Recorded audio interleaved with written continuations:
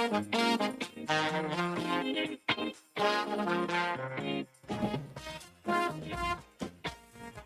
happy Monday. Welcome to Studio 7. I'm Mercedes Wilson. I am Matt Bove. Oh, I'm excited. It's Monday. It's Monday, and we've Yeah. got a special guest joining us Yes, we today. do. We have Dave Jigster. Hello, sir. I tell you what, Mercedes, I've been a fan of yours for a long time, and I'm a huge fan of this show. The show is so much fun to do with you. What about Matt? Thanks, man. Appreciate you. Mercedes, You know what? this show is so much fun to do with you. Can I shut the door on your trailer right now and just keep you locked in there for the next week because of that comment? I want you to die. What's up, Oh okay? my gosh. What's up, buddy? How you holding up? You've been in a truck now for what, 5 days, 6 days? Well, You're no, almost there. 7 days, right? 7 Wow. days. You started on Tuesday. Tomorrow's a Tuesday week. to Tuesday is 8 days. Okay, yeah. Wow. I was going to say, you have to stay that Tuesday. So when are you done tomorrow? What time do you finish? 10 a.m. tomorrow. 10 a.m. tomorrow. And so for those folks that don't know what you're doing, tell everybody what you're doing. Well, it's Operation Rock Out Hunger. 97 Rock created this event 19 years ago where I live on a truck. And it used to be I live on this truck until it's completely filled up with food. But since through the years, it's a, it's an event that everybody counts on. It's an established event. So this truck fills up probably 3 times over. And we have a better system now. But we collect food, perishable, non-perishable, and cash donations, Mercedes, for Feed More Western New York. And while we're doing that, we also remind our listeners and your viewers that we remind them what Feed More does, and we remind them that hunger is everywhere. On a 5 mile square radius from where we are at right now, which is Amherst in front of Millard Fillmore Suburban Hospital, there's like 8 food pantries. So hunger is everywhere, and we want to let people know that, and you should donate what you can to Feed More, all 4 seasons of the year. Yeah. I saw something really neat over the weekend. I saw people posting pictures of them dropping off food, and they were posing with you. So people stop by to say hello to you and drop off food, and they look like they were having a good time. They do, and it's because 19 years it's become a family tradition where people bring their families every year, and people show me pictures. This was Sally and Joey when they were 4 years old and 5 years old. Well, Sally and Joey have been dropping off food with their parents for 19 years now. So they're like graduating from college. So I watched a lot of these families grow up. So it is definitely a Buffalo tradition, and it starts off the season of giving with actual giving. So hopefully we'll be able to do it for 20 more years. We give each other a hard time because we're buddies and we've known each other now for a long time. What he does is incredibly impressive because this is a massive commitment. And for you to give 8 days of your life to helping others is really, really remarkable. So I say that I'm always impressed by you, and I do really appreciate what you do. And I know a lot of others do too. We went out for the first day. I brought my daughter. You go to the grocery store, you get some groceries, you bring a turkey. And you also just feel good because you're helping people, right? Yeah. Like bringing that food, okay, somebody's going to have a holiday meal or a couple holiday meals because of us spending $50, $100 and giving it to somebody who might not be able to provide otherwise. So it's a really, really cool event, but the dedication from him is very impressive. Yeah. And let me tell you, Dave, I have been on the receiving end.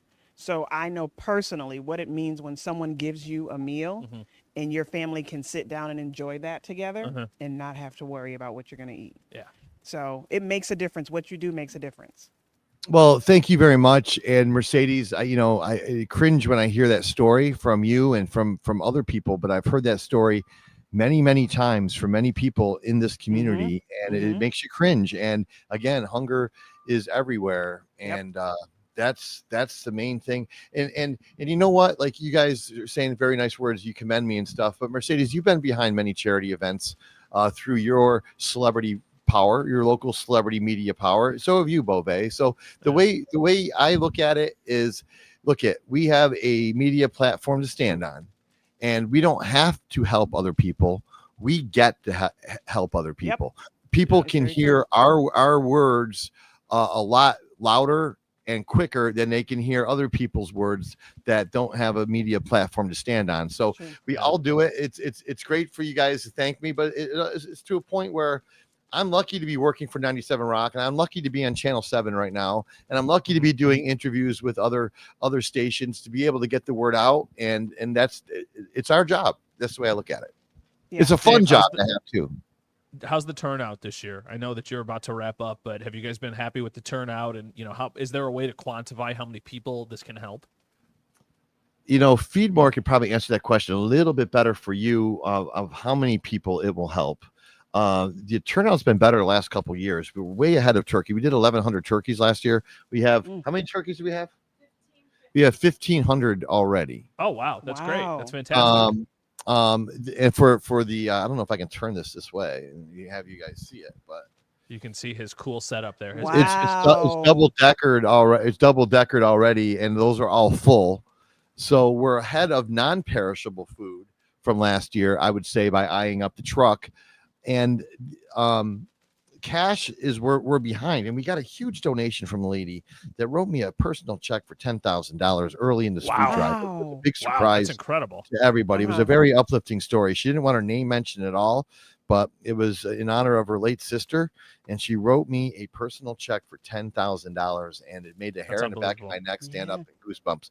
But we're still behind cash. Last year, we made like $60,000, and which is important because the buying power of Feedmore can go a lot. They buy in bulk. Their buying power is a lot more powerful than ours would be at a local grocery store. So, but we're behind on cash. I think I just got an update on the total, but we're like we got like $30,000, which, don't get me wrong, is great, but I was hoping we could break the turkey record from last year and break the money record, and we still might. We still have a few hours.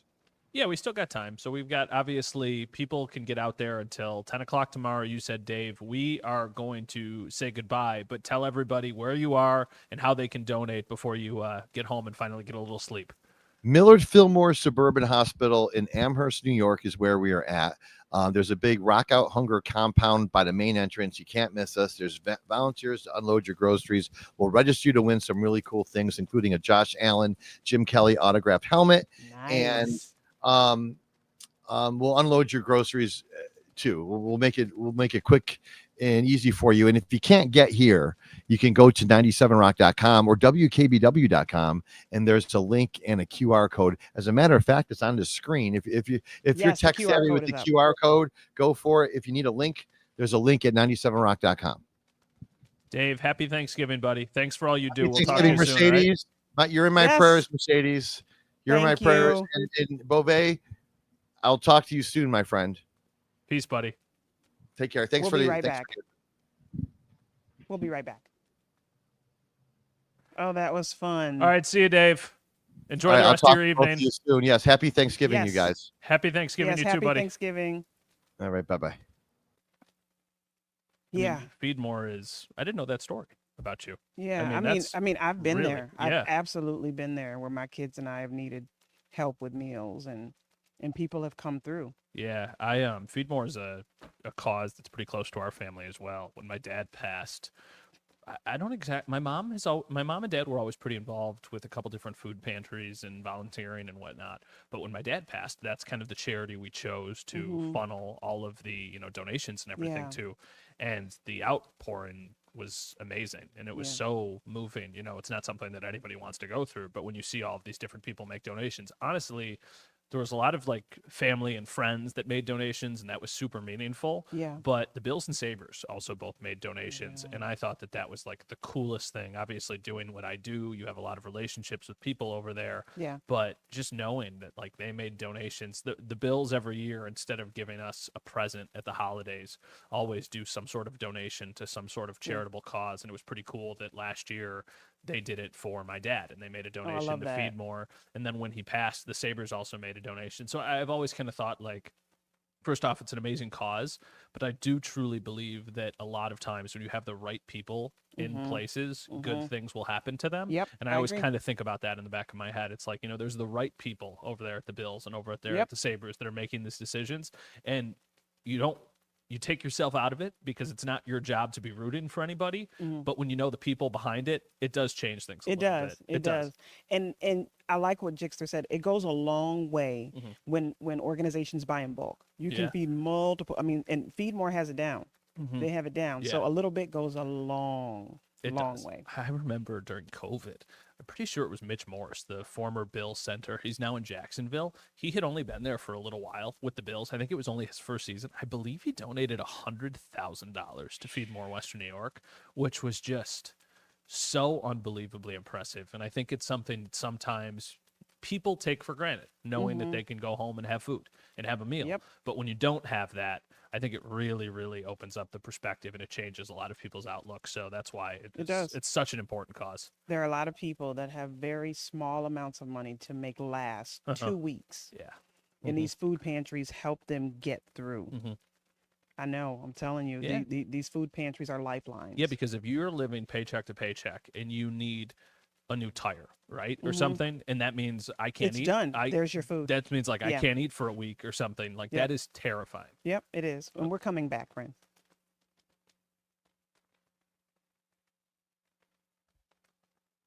Welcome back to Studio 7. Our first segment was really good. We got to talk with Dave Jixter Yes. on Rock Out Hunger, where they're donating to Feed More, which is an awesome organization. So if you have a chance to stop by, he's done tomorrow. Stop by, donate, or you can donate online at WKBW or 97 Rock. Rock's website. And also, this is something that's always elevated during the holidays, right? Because you're thinking about giving somebody a meal for Thanksgiving, for Christmas, for Hanukkah, whatever it is.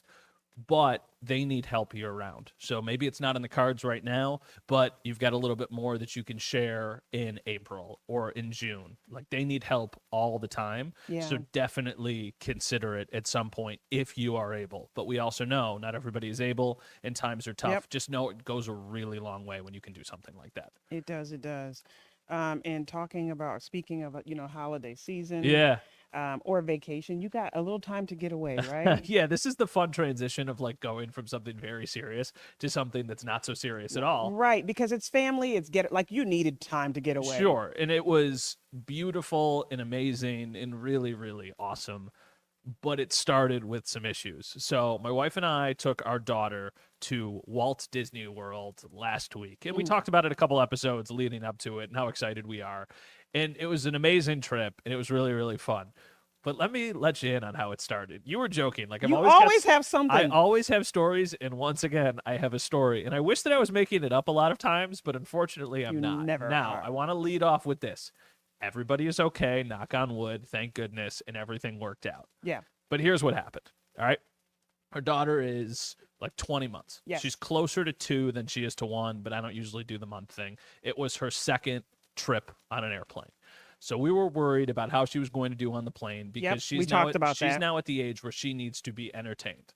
So what we did was we're like, okay, we're going to bring her some toys, we're going to bring her some stickers, and we're also going to bring her some snacks that she can kind of munch on during the plane. Now, the snacks we brought, my wife is a very, very healthy eater. So we cut up some peppers, we cut up some apples, we brought her some crackers and some Cheerios. Did you post pictures? I posted some pictures on Yeah, Instagram. Connie said she saw your Connie, pictures. thank you. Yeah, Yes, we posted some pictures when we got back. So we got her all these snacks for the plane ride. And honestly, the first flight went fairly well. Like, we kind of avoided any major catastrophes, a couple mini meltdowns, but nothing that lasted more than a few minutes. Yeah. And everybody around us was super, super cool. We land, we get in the rental car, we drive to the hotel. And this is where the chaos started. We land at like 8 o'clock. We get to the hotel probably around 9. I booked a hotel. With a crib. And I also called a week ahead of time to confirm that they would have a crib. When I get there, we check in, everything is smooth. And I'm like, I asked for a crib also. And the woman was very nice. Yep, it'll be up in your room, no problem. Yep. Get up to the room, there's no crib. Okay. So I go back down and I'm like, hey, I need that crib. She's like an hour past her she's like an hour past her bedtime. I need that crib. So we got to put her to sleep. Yeah. They're like, okay, let us look. Like a half an hour goes by, still no crib. So Okay. then I go back down and I'm like, is there any update? Like, we need to put her to bed. Yeah. And they're basically like, we don't have a crib. I'm like, okay, that's an issue. Okay. So they're like, we're connected to another hotel. We will go check the other hotel. Okay. They go and check the other hotel. They don't have cribs either, but they have a pack and play. So I'm like, okay, she's never Take done the that. pack and play. She's like, she's never done that before, but we'll see what happens. Yeah. So I take the pack and play, but there's no mattress with it. It's just literally, it's like this. Yeah, it's a hard yeah. bottom. So I get the pack and play. I set it up. We put our daughter in the pack and play. It's now at this point 10:30. If you were got a soft stomach. This is the part where you probably don't want to listen. She starts bouncing up and down in the pack and play, and then just gets incredibly sick all over the place, everywhere. And we're like, what in the world is going on? So now she's screaming, crying. She's sick. The room looks like a murder scene with the amount of things that are now in the room that came out of that little body. So I go downstairs. My wife's like crying. I go downstairs and I'm like, I need a crib. Like, I don't know if she's freaking out because she's not used to this, but she's now getting sick because of this. They're like, there's nothing we can do. We don't have a crib. I was like, you said you had a crib. I called specifically to make sure that you had a crib. So then we moved hotels. I was like, I need to cancel my reservation and find a hotel that actually has a crib. Can you help me? They're like, no, sorry, sir, we can't. I'm like, oh my God. So I'm sitting in the lobby. I'm booking a new hotel. We're packing up all of our stuff that we unpacked in the room upstairs while my daughter is sick. We get to the new hotel that has a crib, and we're like, okay, thank goodness. Now it's 11:30. She's finally going to go to bed. She gets sick again, everywhere. We have no idea what happened. We call the pediatrician back here in Buffalo. It's the on-call service, and they're like, you should go to a hospital just because it's not normal for a baby to be vomiting multiple times. So then we go to a hospital, and we are in the emergency room for 3.5 hours until 4:10 in the morning. So what was going on with her? They think maybe motion sickness. They think it was maybe from the something from the plane. plane, like a motion sickness problem, or the fact that she was snacking, and she's not normally somebody who snacks consistently. Maybe it was some sort of combination. But yeah, so we were in the emergency room with our daughter until 4:10 in the morning. But she was fine. I mean, after a while, yeah, they gave her some Zofran, which I believe is like for like motion sickness or something, and then a little bit of Motrin, and she bounced back and she rallied. So like kudos to her, but what a start. I mean, from 8 o'clock we landed, and we ended up getting back to the hotel at about 4:30 in the morning. So in that time, we were at 2 different hotels. And destroyed 2 rooms, just messed up 2 rooms, and then the emergency room. And then when we finally got back to our hotel at 4:15, 4:30 in the morning, whatever it was, all of the remnants of the yes, yeah, we got it, we got you. We're all still there, and we looked at each other and we're like, we gotta go to bed. Like, we've been up for all this time. She's gotta go some sleep. Poor baby. So we finally put her down. She slept for about 2 hours until about 6:30, then woke up screaming again. And I'm like, oh no. She fell asleep again for a couple hours after. Sounds like a book on the horizon.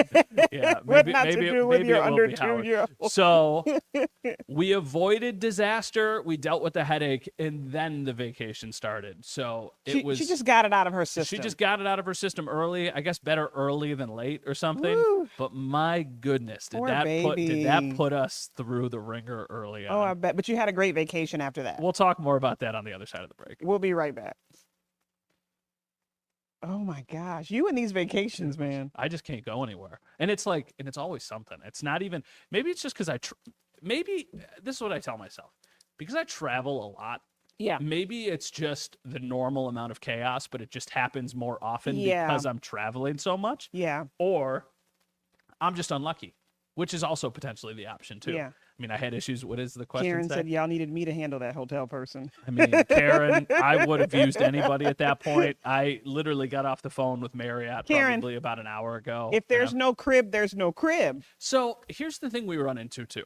Okay. And a pack and play to me is like a crib, except it is hard. So here's where I think we ran into the issue. I don't think that hotel had cribs ever.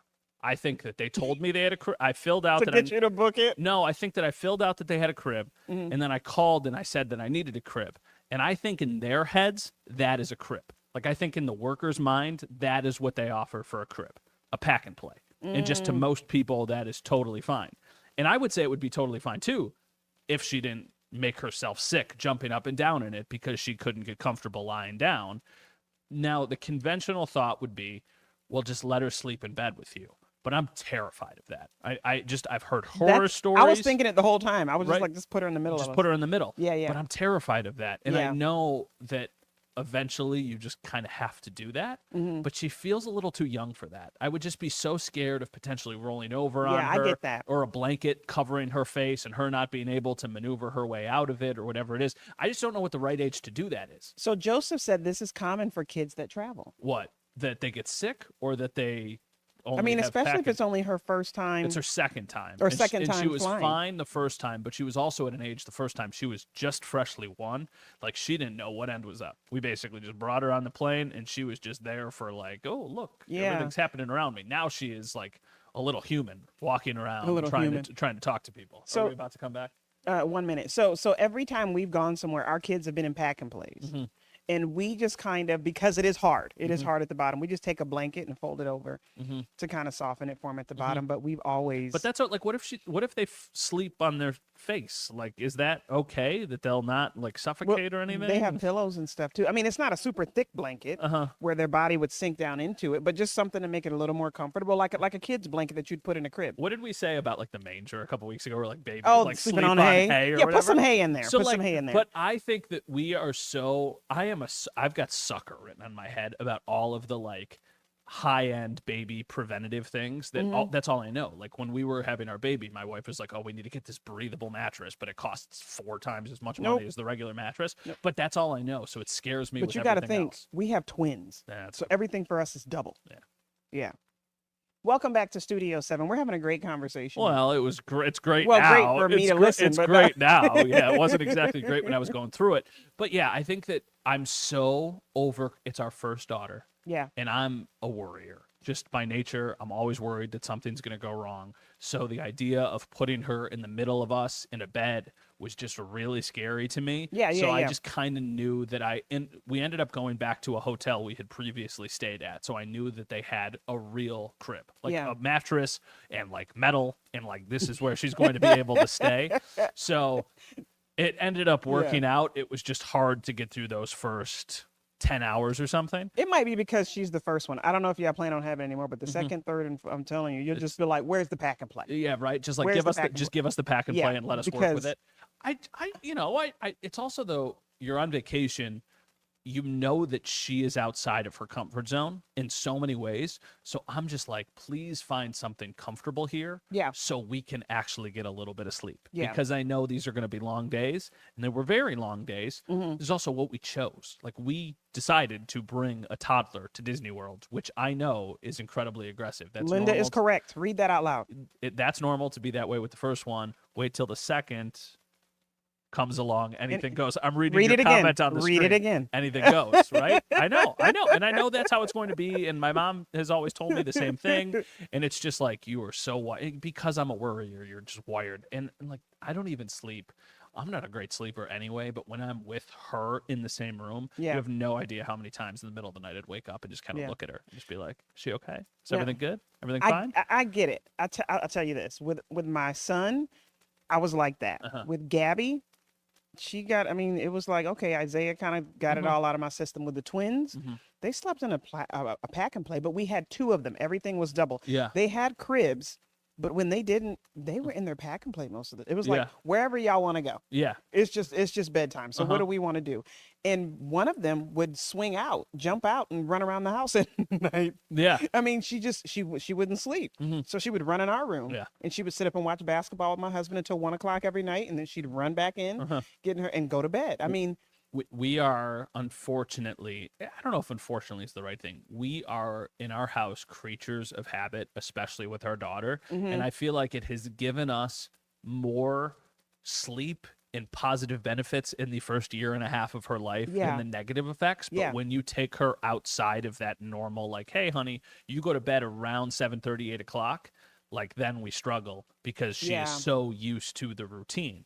But we were like, we need sleep. But kids need routine, and to an extent. Yeah. But you also shouldn't be prisoners to that routine, so you can't be flexible and do other things when you need to. Yeah, we can get. I can get that, but give yourself a little grace. But we did. Give yourself a little grace. I got to give myself a little grace. I got to get a little bit better at that. But we did have an amazing trip once we got there, and she was a little warrior. I mean, we were in the emergency room until 4 a.m, and then the next day we were at Magic Kingdom at like 11:30, and we're like going on rides and stuff. And we're like, because we talked to the doctor in the emergency room, and we're like, what is the deal? And they were like, as long as she's eating and not sick, there's nothing medically wrong with her right now. I would just kind of go easy. Yeah. So we woke up and we were like, okay, like, hey, how you doing? I brought her downstairs and she was like, eggs. oatmeal. She said, I'm hungry. She's like, I'm hungry. My belly is empty. She's like, a lot came out, so we got to put a lot back in. So she was willing to eat, and I was like, okay, let's screw it. We're gonna go and try and make the most of the day, and we did, and it was awesome. And then for the next 3 days, she was a little soldier. She did great. A couple meltdowns, Yeah. but other than that, like That's supposed to happen. That is supposed to happen. And like I remember, I'm only 4 years older than my sister. I remember going with her and her being younger and having meltdowns too. And like that's totally normal. Like you look around, like and you can tell who parents are and you can tell who has had kids because they're always very understanding and empathetic. Absolutely. Like you walk by somebody and your daughter is, extending her back, not wanting to go into the stroller, and another parent looks at you and they're like, been there, done that. Good on you, buddy. Now we took our kids for the first time like 3 years ago. They were all older. Yeah. All older. And I bet it was amazing because they were older. It was an amazing experience. But let me tell you, the older ones asked for everything that the younger. I'm like, you need a bubble blower? No. I'm like, dude, you're 19. Dude, you don't need they're a bubble. $45. They are. And we have 4 kids. That's a lot. I was like, guys, we don't need to do this. You're like young adults. But they had to have that experience because they had never gone. She is too little to ask for anything or to know what anything is. So, it's a very expensive trip or it can be a very expensive trip, but we luck out because don't pay for the ticket for the park for her. Don't pay for the flight because she's too little. Doesn't have to pay to eat at restaurants and stuff. So it is the cost-effective way of doing it, which is kind of why we wanted to fit it in. And it's also the bye week. So it's like the one part of the year where I have a little bit of flexibility. Really quick, how was the flight back? Flight back was pretty good until like the last 5 minutes, and there was some turbulence, and she was not having it. And then right when we landed, she fell asleep. And I'm like, of course you fell asleep. I was like, of course now is the time you fell asleep. And I was like, and you couldn't even wait another 45 minutes for us to get home, put you in the crib, so that we could fall asleep for a little bit. Here we go with this crib again. This crib, right? On that note, yes. we'll see you tomorrow. We will see you tomorrow, everyone. Peace.